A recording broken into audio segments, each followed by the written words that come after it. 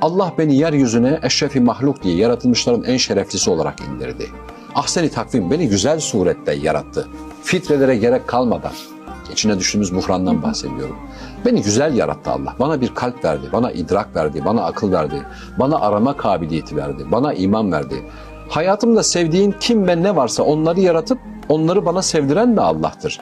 Bunları düşündüğünüzde ve günün 5 vaktini ayırıp insan psikolojisi ve fizyolojisiyle o 5 vakti ayırdığınızda ve günde 5 defa çıkıp her okunduğunda, her çağrıldığınızda asker gibi buradayım ya Rabbi deyip onun huzuruna gittiğinizde, gidebilecek daha güzel bir huzur olmadığında, burada İyyâke na'budu ve İyyâke nestaîn dediğinizde, ancak senden isteriz ve ancak sana kulluk ederiz dediğinizde dik durur hale geliyorsunuz. Diyorsunuz ki benim bir sahibim var. Beni o yarattı ve beni boşu boş yaratmadı ve bana sahip çıkar.